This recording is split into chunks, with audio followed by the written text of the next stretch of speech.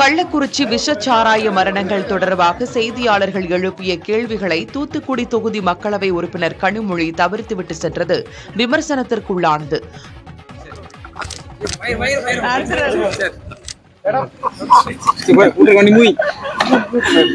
தூத்துக்குடி மாவட்ட ஆட்சியர் அலுவலகத்தில் செவித்திறன் குறைபாடு உடையவர்களுக்கான நலத்திட்டம் வழங்கும் நிகழ்ச்சியில் காலை 10:30 மணிக்கு பங்கேற்ற தூத்துக்குடி எம்பி கனிமொழி நலத்திட்ட உதவிகளை வழங்கினார்.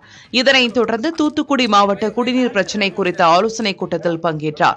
அவரிடம் கருத்து கேட்பதற்காக செய்தியாளர்கள் 3 மணி நேரத்திற்கு மேல் காத்திருந்தனர்.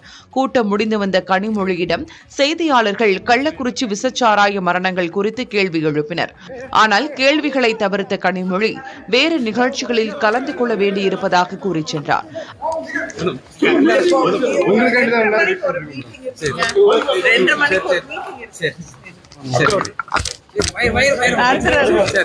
அவரது கார் அருகே சென்று செய்தியாளர்கள் கேள்வி எழுப்பியதை தொடர்ந்து கார் கண்ணாடியை மூடிய கனிமொழி அங்கிருந்து வேகமாக சென்றார்.